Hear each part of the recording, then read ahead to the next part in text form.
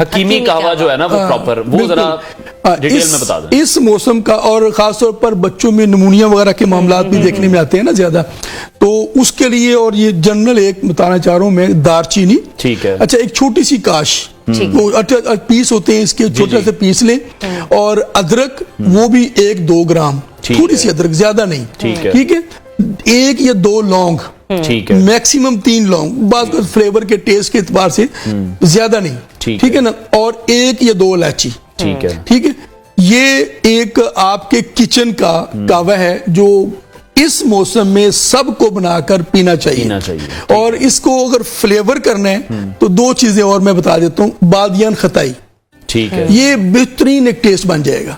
بادیان خطائی کا 1 پیس، ٹھیک ہے، وہ بھی اس کے اندر ملائیں. اور طریقہ کار یہ ہے کہ جتنی میں نے چیزیں بتائی ہیں، دار چینی 1 پیس، لونگ 2، الائچی 1 اور تھوڑی سی ادرک، اور اس میں 1 پیس بادیان خطائی کا. یہ 4-5 چیزیں آپ پاؤ پانی میں اس کو بوائل کریں. جب پانی آدھا رہ جائے تو چھان کر شہد ملا کر پی لیں. بہترین ریمیڈی ہے اس موسم کے لیے. جن کو نمونیا ہو رہا ہے، جن کو کھانسی ہے، جن کو گلا خراب ہے، جن کے جسم میں درد رہتا ہے، تھکاوٹ رہتی ہے، بہترین چیز ہے. ٹھیک. اچھا حکیم صاحب، یہ جو بادیان خطائی آپ نے بتائی ہے، یہ بادیان کا پھول ہی ہے یا یہ دوسری ہرب ہے؟ نہیں، یہ ایک دوسری ہے. ٹھیک ہے. یہ بادیان کا پھول نہیں ہے، یہ ایک الگ ایک ہرب ہے. اور یہ اس کی پراپرٹیز اس طرح کی ہوتی ہے، مگر بہت زیادہ فلیورڈ اور بڑا خوشبودار. یعنی کہ ہماری امیونٹی کو بھی ساتھ ساتھ بوسٹ کرے گا، ہماری ان چیزوں کو بھی ٹھیک رکھنے کے ساتھ ساتھ. اور جن لوگوں کو خشک کھانسی کے مسائل ہیں وہ بھی اسی سے سارٹ آؤٹ ہو جائیں گے. جی بالکل ہو جائے گا. شہد ہم نے ملا لیا نا، شہد کا بڑا اچھا ہے اس میں. اچھا اگر یہ مل جائے، ہاں مل جاتا ہے جی. دیکھیے آج میں بلکہ اس بات کا قائل ہوں کہ اچھی چیز، اصلی چیز اب مل جاتی ہے، ڈھونڈنے سے ملتی ہے اصل میں.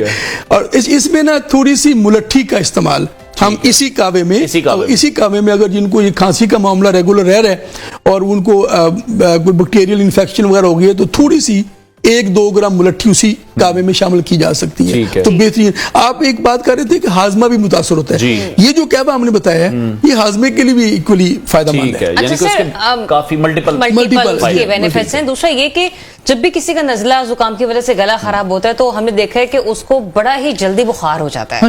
اور پھر بخار کوئی شدت کو کم کرنے کے لیے، باڈی میں تھکاوٹ کو ختم کرنے کے لیے ہم لوگ جاتے ہیں میڈیکیشن کے لیے، اور سیدھا اسٹریٹ ہوتا ہے میں اینٹی بایوٹکس دیتے ہیں. 5 دن تک لیتے رہیں. ہم ڈاکٹر کو بتاتے ہیں کہ ہمیں اینٹی بایوٹکس چاہیے، ہمیں ڈرپ لگا دیں. ہاں، تو بس یہ بتائیں کہ اس کا کس طریقے سے اس کی ریمیڈی کیا ہونی چاہیے؟ دیکھیں پہلی بات یہ ہے کہ بخار بذات خود بیماری نہیں ہے، یہ ایک سمٹم ہے. بخار انڈیکیٹ کر رہا ہے کہ باڈی کے اندر کوئی انفیکشن ہوئی ہے کہیں. یہ کوئی بھی بخار ہو، جوڑوں کے درد کی وجہ سے بخار بھی ہوتا ہے، گردے کی سوزش کی وجہ سے بخار بھی ہوتا ہے، گلے کی سوزش کی وجہ سے بخار ہوتا ہے. تو بخار ایک سمٹم ہے، ٹھیک ہے. اور اس کو ظاہر ہے کہ اینٹی بایوٹک جو ہے نا وہ فوری طور پر وہ نارملی جو معالجین دیتے ہیں کہ وہ اس انفیکشن کو ختم کرنے کے لیے. اچھا یہ بیسیکلی یہ چھوٹے چھوٹے معاملات میں ہماری انفیکشن ڈیولپ کیوں ہوتی ہے؟ ہم وہ کہتے ہیں نا prevention is better than cure. ہم اگر اس طرف توجہ کریں کہ ہماری، دیکھیں ہم 8 لوگ اس کمرے میں موجود ہیں، ہم سب نے کینو کھایا، ایک بندے کا گلا کیوں خراب ہو گیا، باقی کو کیوں نہیں ہوا؟ اس کی امیونٹی یا وہ اس سے سینسٹیو زیادہ ہے. ٹھیک ہے نا.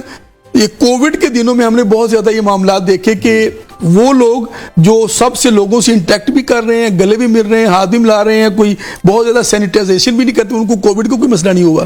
اچھا وہ امیون تھے، ان کی امیونٹی بڑی بہتر تھی، جو اپنا وقت پہ سوتے تھے، وقت پہ اٹھتے تھے، 6-8 گھنٹے نیند تھی، ایکسرسائز بھی کرتے تھے، کھانے میں بھی اعتدال تھا، ساری چیزیں تھی، ان کو کووڈ نے کچھ نہیں کہا. سیم اسی طرح جب یہ معاملات ہوتے ہیں تو ایک تو ہمیں نا نارملی اپنی قوت مدافعت کی طرف توجہ رکھنی چاہیے. ابھی آج کل ہم پھر سن رہے ہیں کہ جی کووڈ کا ایک نیا ویریئنٹ آنے جا رہا ہے اور معاملات آنے جا رہے ہیں. دیکھیں اللہ کا فضل ہے، وہ ایک جسٹ ایک ذرائع تفنن بات ہے کہ ہم جس پولوشن میں رہتے ہیں ہمارا کورونا بھی کچھ نہیں بگاڑ سکتا. تو ہم آلریڈی ایئر کوالٹی انڈیکس جہاں تک پہنچ چکا ہے. ہاں تو وہ نہیں کہ وہ یہ یورپ میں کیوں زیادہ متاثر کرتا ہے، یہ ان کی امیونٹی بیسیکلی ڈاؤن ہو چکی ہے اس معاملے میں، ہم ذرا یوزڈ ہو چکے ہیں. تو اس لیے مگر یہ وہ ایک ماہر نے بڑی اچھی بات کہی تھی کہ اپنی امیون کو اتنا نہ آزمائیں کہ وہ بالکل جو ہے نا وہ کولیپس کر collapse کر جائے. جائے. یہ اپنی امیونٹی کو بہتر رکھنے کے لیے جو نارمل معاملات ہیں، نیند، اپنا کھانا پینا، اپنا سونا جاگنا، یہ ساری چیزوں میں آپ کا اعتدال ہونا چاہیے. ٹھیک ہے.